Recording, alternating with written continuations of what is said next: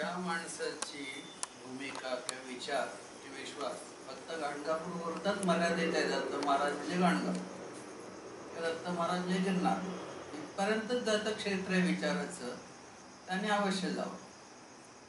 पण ज्याला सर्वीकडे दत्त महाराज वास करून आहेत म्हटल्यानंतर त्याला तिकडे जायची गरज बिलकुल नाही.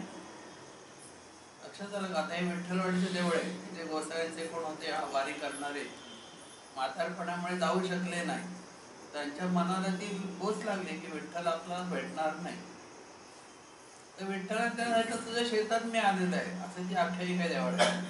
मग त्याने नांगरलं तर ती मूर्ती काढली, तिथे धूळ पाडली. म्हणजे तुम्ही जाण्यापेक्षा देव तुम्हाला शोधत येत असतो. पण तुमचा विचारच असा असतो की कोल्हापूरला गेलो तर अंबाबाई. मग तुम्हाला जर काही संकट आलं, काही झालं वाटेल, तर तुम्ही अंबाबाईला हाक मारता, ते पहिले तिथे जाऊन मग ती हाक मारली पाहिजे. घरी राहून स्वतः येते. जे जितकी तुमच्या विचारांना असे मोठेपणा प्रगल्भता येईल ना, तेवढं ते तुमच्या समजुती बोथट होत जातं. एक भाग. दुसरी गोष्ट, पूर्वीच्या काळी लोक त्या भावनेतून जात होते की नाही हे मला आता सांगता येणार नाही, पण पूर्वीच्या काळात मी कोणी पाहिलेलं नाही.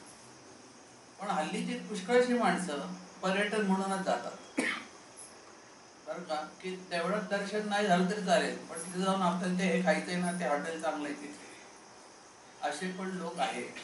म्हणजे खास देवालाच भेटायला गेले तर म्हणले मग 4 तास लागतील दर्शनाला, तुम्हाला उभं राहायला लागेल. आणि ते वाटत नको आता आपण बाहेरनंच दर्शन घेऊन जाऊ, म्हणजे त्या भावाने सगळेजण जातात असं पण नाही. आता माझ्यासारखा माणूस की दत्त महाराजांचं मला 5व्या वर्षापासून वेळ आहे, पण मी अजून गाणगापूर पाहिलेलं नाही, मी अजून गिरनार पाहिलेलं नाही, माझं नडलेलं नाही. ते आता माझी ही जाणीव आहे की मी आता बोलतो तर दत्त महाराज माझ्या शेजारी आहे.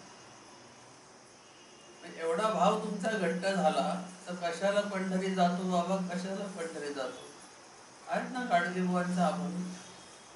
आणि अशा तऱ्हेने लोक वागून सुद्धा त्यांना ते प्राप्त झालेलं आहे. शेवटी ज्ञानेश्वर जात होते. ज्ञानेश्वरांचा जो लोकांसाठी भाव होता की तिथे जाऊन तुम्ही ते दर्शन घ्या, कशासाठी, तर निदान त्या लोकांच्या मनावर त्या विचाराचा पगडा बसला तर लोक त्या सन्मार्गाला लागतील. लक्षात आलं का? म्हणून ज्ञानेश्वर महाराज पंढरीला लोकांना घेऊन जात होते. नाहीतर ज्ञानेश्वर महाराजांचा बरोबर विठ्ठल होता काय,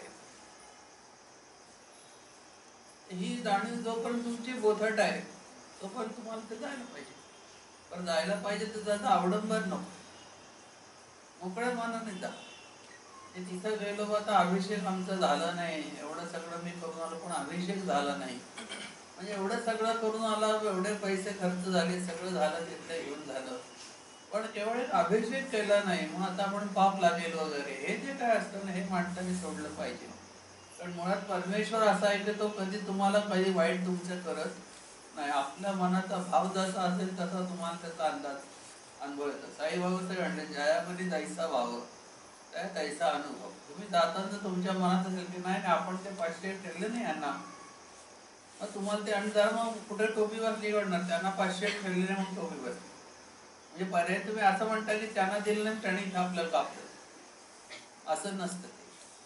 ते सगळ्या भावाचं तुमचं काम आहे. तर ज्या ज्या संतांना वगैरे सगळ्यांना जे काय अनुभूती आल्या की त्यांच्या घरी ईश्वर राहत होता, खेळत होता, जनाबाईच्या वगैरे पांडुरंग दळत होता, हे सगळ्यांचा त्यांचा भाव इतका घट्ट होता, त्यामुळे त्यांना तिकडे जायची गरज झाली नाही. तर आपलं तेच जर देवदर्शन आणि तिथंच देव असतो ही जर भावना असेल तर ती मिटेपर्यंत तिथं जायचं. एकदा मिटली सद्गुरूंच्या साह्याने की जायची गरज बिलकुल नाही. प्रत्येक माणसाला त्या तो राहतो तिथे शेजारी देऊन दर्शन त्याला झालं पाहिजे, हा त्याचा भाग आहे. आणि आजकालचे पुष्कळशे लोक माझ्या माहितीप्रमाणे ते असे फिरायला म्हणूनच जातात.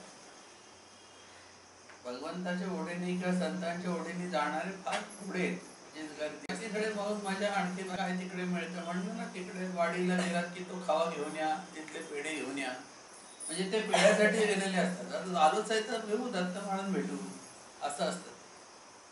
पण आल्यानंतर त्यांचं त्याच तिकडचा खवा चांगला मिळतो मग तो घेऊन या असं भाग असतं. म्हणजे माझ्या काळात गेले की नाही तर काही काही ठिकाणी ठराविक हॉटेल्स असतात, तिथं फार जेवण चांगलं मिळतं, म्हणजे ते तेवढ्यात गेलं तरी घड्याळ बघतात हॉटेल बंद होईल काय, म्हणजे लक्ष कुठे असतं, हॉटेलवर असतं. आणि हा प्रश्न वैयक्तिक आहे. सद्गुरू तुम्हाला फोर्स करत नाही, सद्गुरू तुम्हाला दृष्टी द्यायचा काम करतात. आणि सद्गुरू सांगतात ही दृष्टी तुम्हाला विचाराची प्राप्त झाली, तुमची अंगीकारली तुम्ही, की मग हे सगळं बंद करा. लक्षात आलं. पण त्याचा अवडंबर करून दुसऱ्याला त्रास देऊ नका आपल्या देवदर्शन. आणि शक्यतो देव सगळीकडे वास करू नये हे जर सगळ्यांना माहिती आहे तर विशिष्ट ठिकाणीच तो आहे असं म्हणते.